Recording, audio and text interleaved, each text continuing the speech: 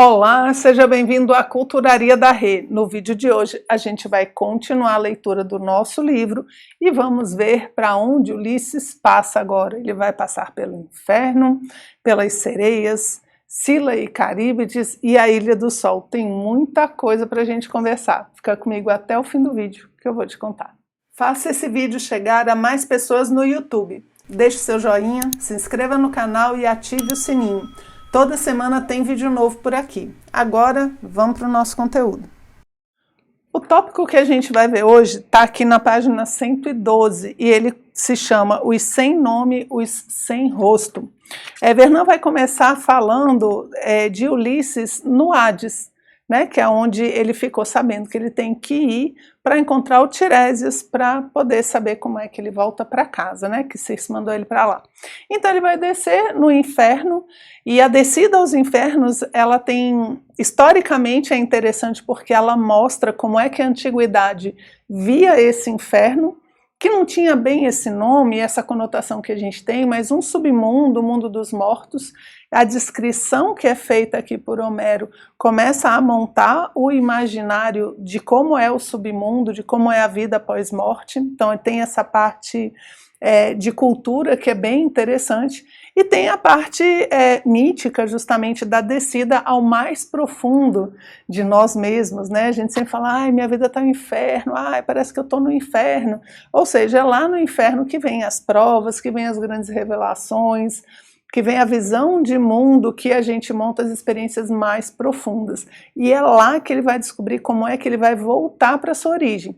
Se você for ler a Odisseia, você vai ver que a partir desse ponto, depois que ele desce aos infernos e fala com Tiresias, ele começa a ter uma postura ainda não zerada, né? Mas ele começa a ficar um pouco mais humilde.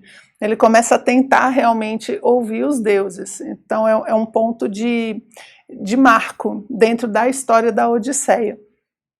Aí ele faz, né, comentei com vocês, ele tem a questão do sangue ali para fazer com que os mortos possam ter energia para falar, e é dentro desse esquema que ele vai encontrar então Tiresias, e Vernão fala, ele encontra um monte de gente, tá? Na obra, se você for ver, se você for pesquisar todo mundo que ele encontra, vai passar um tempão.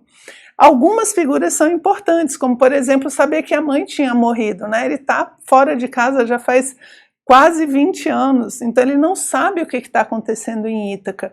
Tiresias vai falar muitas coisas, mas ele fica sabendo que a mãe morreu quando ele encontra a mãe no próprio Hades. Aí ele começa a ter grandes emoções, né? Uma parte da obra muito profunda, são coisas... ele fica sabendo de coisas que deixam ele muito comovido, muito mexido por dentro. Então, uma é ter encontrado a mãe. Ele encontra Agamenon, e Agamenon fala que morreu assassinado, a gente já deu uma olhadinha nessa história também, né? E Agamenon fala, tu não confia não confia não, porque olha só, eu confiei na minha mulher, ela me matou assim que eu cheguei e tal. E isso realmente algumas pessoas acham que é justamente por causa dessa história, que quando ele chega em Ítaca, ele vai desconfiar de todo mundo, ele vai botar todo mundo à prova para saber quem ele pode ou não pode confiar. Justamente com a história de Agamenon ter sido morto pela própria esposa. Ele vai colocar todo mundo a teste, lembrando disso. E quem ele encontra aqui também, além de Tiresias, é Aquiles. Eu vou abrir um parênteses aqui, porque é uma parte rápida, gente, mas o que tem de discussão em cima dessa fala de Aquiles não está no gibi. Tem pelo menos uns 3, 4 livros que eu conheço que falam só sobre essa percepção, sobre esse rápido diálogo entre Ulisses e Aquiles no Hades. Por quê? Contei já a história para vocês de Aquiles, grande herói, que prefere uma vida intensa do que longa, né? Ele prefere morrer na glória da guerra do que ter uma vida longa. Inclusive, muita gente chama ele de megalomaníaco, né? Então, ele é o grande arquétipo heróico da Grécia Antiga. Isso é a Ilíada, né? Isso é a Guerra de Troia, é aquele início. Mas a Odisseia já é um outro momento. Lembra que eu falei para vocês que Ulisses é um herói maduro, né? Que está amadurecendo?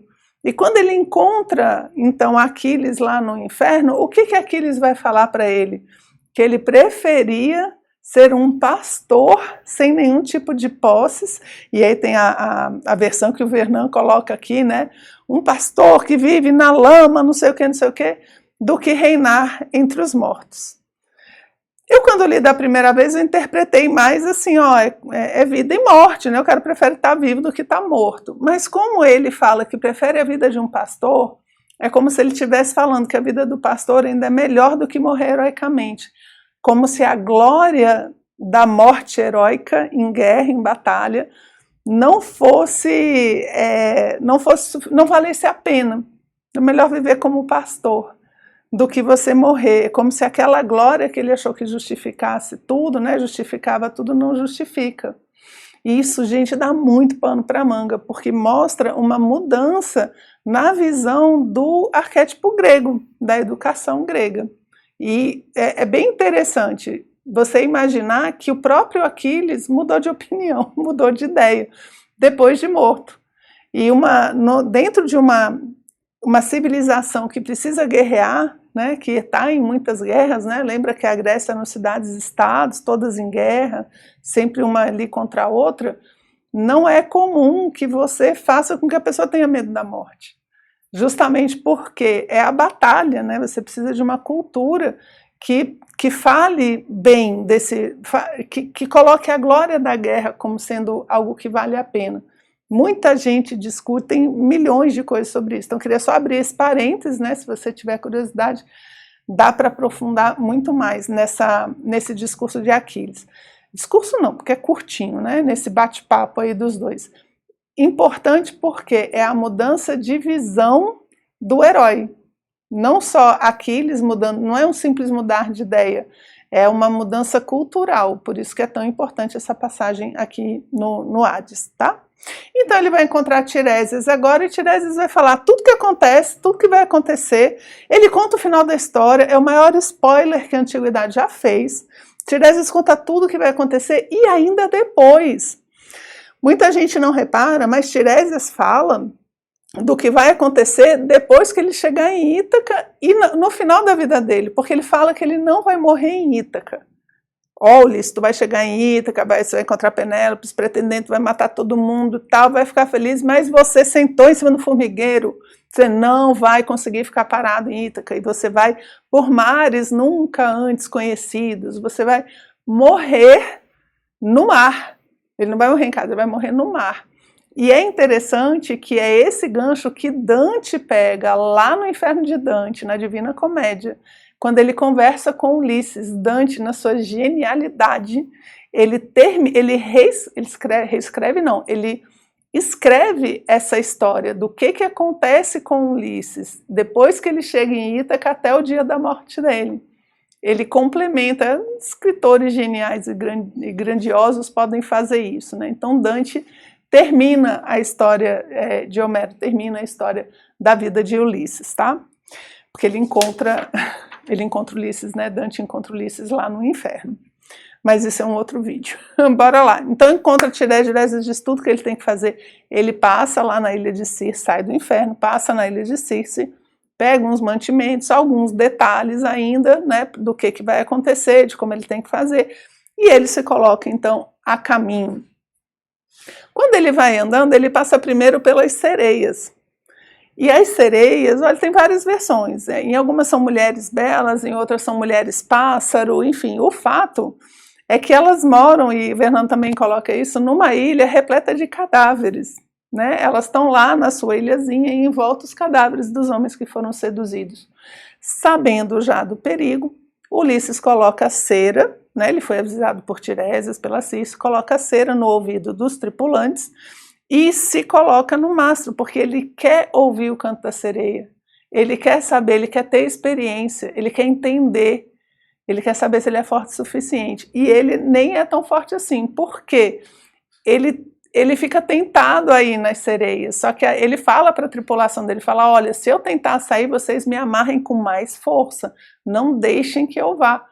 Então o canto da sereia é muito difícil, nem Ulisses conseguiu, precisou de ajuda, precisou se segurar no mastro, né? Mastro é elemento vertical, representação dos princípios, do que nos eleva, só isso que segura a gente, senão a gente cai no canto da sereia e acontece o quê?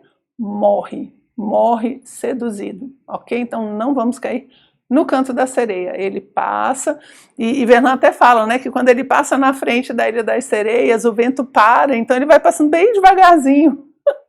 Imagina, gente, você quer passar correndo e o barco devagarzinho, porque não tem vento. É engraçado porque é como se fosse assim, não, você vai se expor a todas as tentações, quero ver se você vai conseguir. Então os deuses fazem com que ele passe bem devagarzinho. Passado por isso, ele chega no próximo ponto, que ele foi avisado, entre Sila e Caríbides. Sila é como se fosse um grande redemoinho, que puxa, é um monstro, né, que gera um redemoinho que puxa os navios e depois solta, né? Então ele faz esse movimento de sugar a água e tudo que tem e jogar, e nisso vai matando todo mundo. E do outro lado, né, isso o Caríbides, e do outro lado tem a Sila. A Sila é um monstro que vive num enorme rochedo que vai até o céu, e é um monstro enorme que ninguém consegue passar por lá, e ele tem que passar justamente no meio dessas duas fofuras, esses dois fofuchos mitológicos, que é Sila e Caríbides. O que tem aqui, gente?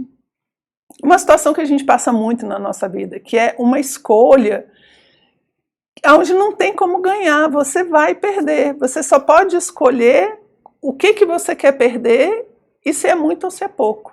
Você tem que arriscar. Tem situações na vida onde as duas opções que a gente tem são ruins, e mesmo assim a gente precisa escolher, a gente não pode se furtar. A gente precisa encarar, por quê? Porque o navio vai ter que passar por ali. E ele escolhe Sila, é do tipo assim, né? Não tem aquela história, saiu da frigideira, do forno para a frigideira, né? A gente estava mal, continua mal, é os dois ali. É uma escolha onde, com certeza, ele vai perder. E ele escolhe, então, por Sila. Quando ele está passando por lá, ela pega, né, diversas pessoas, come, enfim, diminui muito a tripulação dele, morre muita gente. Ele está ficando cada vez mais sozinho, né? Porque as pessoas vão morrendo à medida que ele vai passando. Porque também, gente, é um processo de purificação. Cada partezinha que ele vai deixando para trás, vai preparando ele também para a volta para casa. Saem, né, na corrida ali, no desespero, e chegam então na ilha do deus Hélio, o deus Sol. E ele foi avisado que ele não poderia pegar, né, fazer mal algum ao gado do deus Hélio. São gados, e ele fala aqui um detalhe interessante, são bois, né, é um gado divino e é um para cada dia do ano, então você não pode matar para comer. Ulisses não quer nem para lá, mas o pessoal fala, pô, tu não tem coração, Ulisses, a gente acabou de perder um monte de gente, estamos aqui acabados, né, todo mundo cansado, você não quer nem deixar a gente descansar, né, porque isso é a gente conversando com a gente, né, quantas vezes a gente não faz isso? É melhor a gente ir logo, né, e a gente se deixa levar por esse tipo de argumento interno. O fato é que eles param ali na ilha, Ulisses fala, olha, mas não vamos comer o gado, vamos comer o que Circe nos deu. Circe nos deu muitas provisões, né? Então vamos comer o que Circe nos deu, não vamos tocar nesse gado. Só que aí começa a ter uma mudança no tempo ali, no clima e tal, e eles não conseguem sair, eles vão ficando presos lá. E os dias vão passando, os mantimentos acabam e eles começam a ficar famintos. E a fome leva a tripulação, na primeira oportunidade, a sacrificar os bois do deus Sol. Ulisses dorme, né, ele dorme profundamente, ele fala um sono de morte, e ele não percebe o que está acontecendo. A tripulação vai lá e sacrifica os bois. E faz um churrascão, gente, é o churrascão de domingo, todo mundo lá, né, assando, e o Vernon fala, como são imortais, o gado do deus Hélio é imortal, são os ciclos da vida, né, um para cada dia do ano, eles não vão acabar nunca. Eles estão lá comendo, mas o boi fica mugindo, olha que cena bizarra, né? E o Vernon faz uma descrição interessante, que é essa confusão do sagrado e do profano, você tratar um boi sagrado, um gado sagrado, como se fosse um churrasquinho de domingo. Mas você não pode fazer esse tipo de confusão. E Hélio fica irado, ele fala, Zeus, você tem que fazer alguma coisa, não pode passar em branco, você tem que me vingar. E o que Zeus faz? Manda um enorme raio, tempestades, que naufraga o navio por completo, e Ulisses fica segurando, né, uma madeirinha lá, um pedacinho do barco, à deriva, totalmente sozinho. Acabou, agora só está ele, gente, ele perdeu, desde que ele saiu de Troia, ele perdeu todos os navios, e agora ele acabou de perder o restinho da tripulação que ele tinha, e sozinho ele vai bater lá na ilha de Calipso, ok? Eu vou terminar aqui só lendo uma parte que eu achei bem interessante, a descrição que o Vernant faz aqui no livro, olha só como ele fala. Agora os prodígios se multiplicam, mas os companheiros de Ulisses continuam a comer, assim panturrar, e depois adormecem. Logo as ondas amainam, o vento para, eles sobem no barco, tornam a pegar o mar e mal deixam a ilha.